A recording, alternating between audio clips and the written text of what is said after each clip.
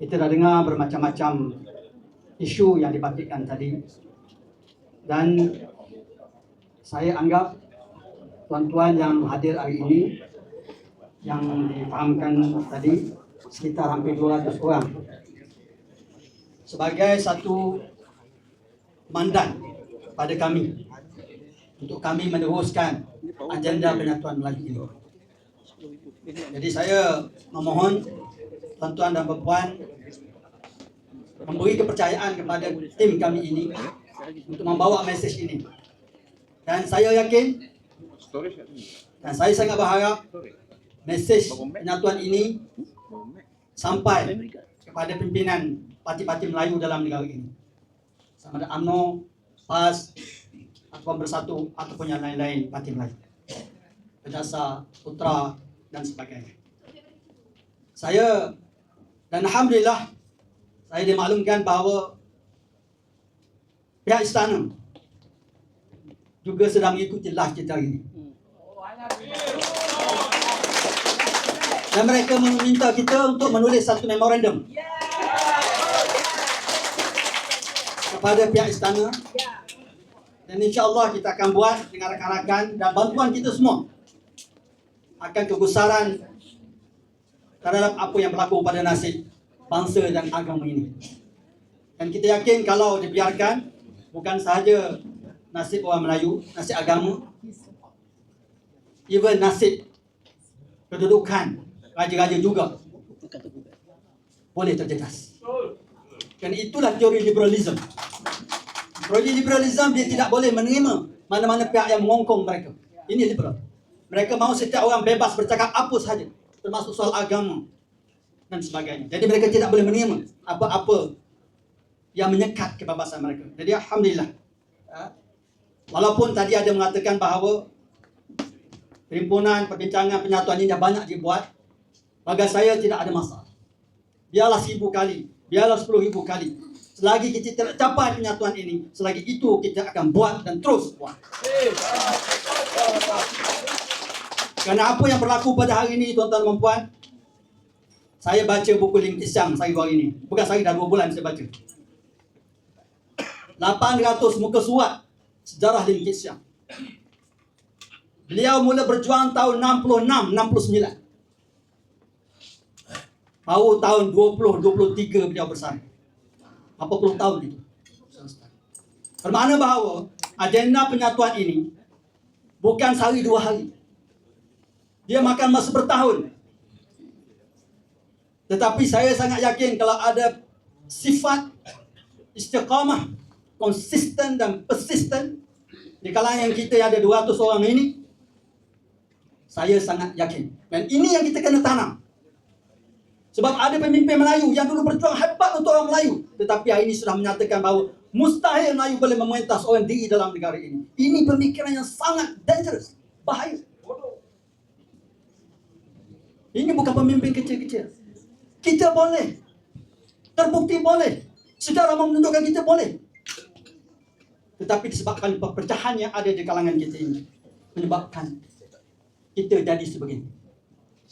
Saya sangat tertarik apabila membaca buku Revolusi Mental oleh Semua Abdul Rahman yang memecah pemikiran orang Melayu ketika itu pada tahun 70-an, awal 70-an.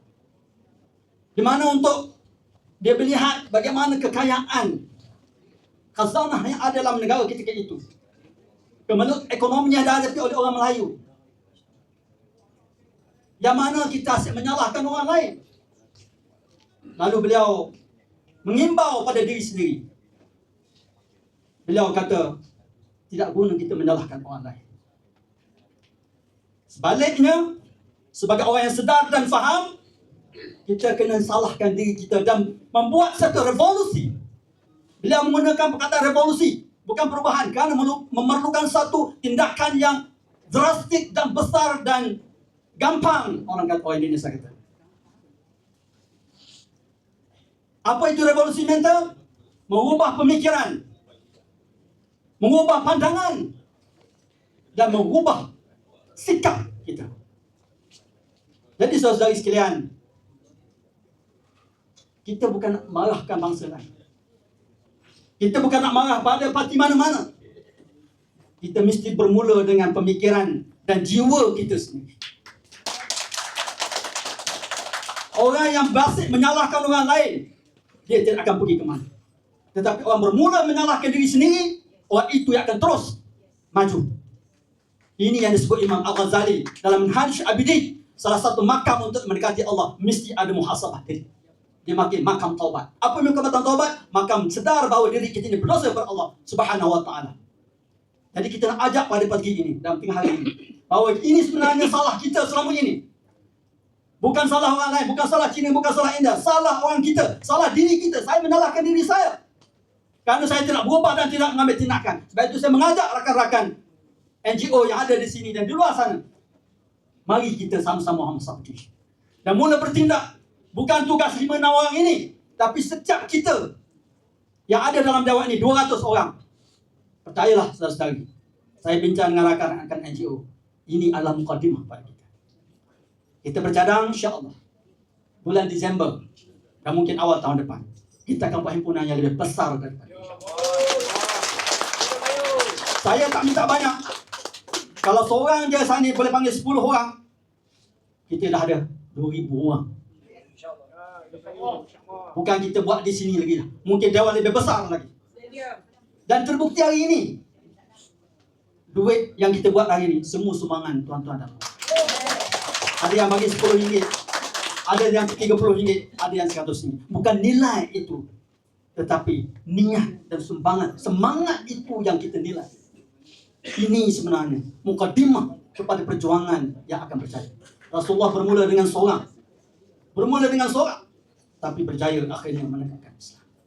Jadi tuan-tuan dan sekalian, mari kita buat ancakan, mengambil seruan revolusi mental ini. Cukup menyalahkan mana-mana pihak. Sama ada UMNO ke, PAS ke, Bersatu ke, whatever. Tetapi kita melihat dan apa yang kita boleh buat, itu yang lebih penting. Dan saya harap tanggungjawab ini bukan tergantung kepada 7 orang ataupun 6 orang ini. Tetapi tanggungjawab ini kita pikul bersama. Yang ahli UMNO bawa balik kepada UMNO. Seru pemimpin mereka fikir pasal penyatuan. Yang PAS bawa balik kepada PAS. Yang Bersatu bawa kepada Bersatu. Ajak mereka pasal penyatuan ini. Sudah disebut tadi bahawa persepadanan semula akan dibentang. Tuan-tuan, saya baca satu buku dalam bahasa Inggeris, Can Singapore Survive? Tuan-tuan, penduduk Singapura ada 9 juta sekarang. Singapura boleh tampung setakat 13 ke 15 juta saja. Sekarang mereka sudah buat bandar di bawah tanah. Bangunan dah dibenar buat sampai 40 tingkat, dulu 20 tingkat saja ataupun 20 something tingkat. Kemana mereka nak pergi? Mereka sudah berkata sekarang ini, Greater Singapore. Apa makna? Sebagaimana Greater Israel yang dibentangkan di PB, sudah ada Greater Singapore. Tuan-tuan kena ingat, ketika kita merdeka, Melayu adalah minoriti. Melayu adalah minoriti. Cina majoriti. Baca buku sejarah. Siapa berani jamin sekarang kita ni majoriti? Siapa berani jamin? 3 tahun, 5 tahun, siapa berani kita majoriti? Dengan kemasukan bermacam-macam tadi yang disebut oleh rakan-rakan saya. Hatta kalau majoriti pun, tapi kalau kita berpecah, tidak ada makna. Ada yang cadang tadi kita berjumpa dengan pemimpin. Kita akan cubakan insya-Allah. Kita pun sudah engage. Tuan Syed tadi pun dah cakap. Tetapi kita ni orang luar. Kita nak desakan daripada dalaman. Ini yang penting. InsyaAllah kita tidak akan berhenti. Percayalah. Saya memberikan komitmen dan jaminan hari ini. Kita tidak akan berhenti. Kita akan jumpa sesiapa saja. Pemimpin besar ke, pemimpin kecil ke, pemimpin mana pun. Kita akan jumpa dan suarakan perkara ini. Dan ini sangat kritikal pada kita. Jadi tuan-tuan dan puan sekalian, sebagai mengakhiri mukadimah ataupun forum yang kita berada ini, saya sekali lagi mengharapkan bahawa saudara-saudari sekalian menjadi sebagai wakil kepada kita untuk mengatakan tentang pendapat ini. Yakinlah, kalau kita bersatu, kita kuat. Sejarah membuktikan Malayan Union, sejarah membuktikan himpunan ISET, ratusan ribu orang berkumpul mereka tidak boleh buat apa. Tetapi kalau kita berpecah, walaupun kita ada puluhan juta sekalipun, tidak memberi apa-apa kesan pada mereka. Saya juga berjumpa dengan peguam-peguam, meminta sokongan daripada mereka. Memang ini perkara secarangan ini sangat bagus. Tetapi yang dikatakan tadi macam itulah. Kadang-kadang bukan mudah. Kerana perjuangan ini ada risiko. Saya yakin, wallahu alam, sila-sila lepas ini, di mana orangnya bukan saya agaknya ya, yang cakap tadi akan pergi ke Dawangi. Dawangi, tak apalah Dawangi. Sebenarnya Dawangi itu sebenarnya dah jadi rumah kedua kami sebenarnya. Kenapa dah? Saya masing-masing ini ada timbul dah. Itu tak ada masalah. Itu tuan-tuan jangan bimbang. Itu serahkan kepada kami. Ada yang mencarakan untuk taswas, insya-Allah. Salah satu solusi yang kita akan buat ialah akan membina satu taswas yang lebih besar lagi daripada 7-8 orang ini. Biarlah kita 15, 20, 30 orang. Biar minta suara yang lebih ramai untuk kita memberikan sesuatu kekuatan dari segi suara kita.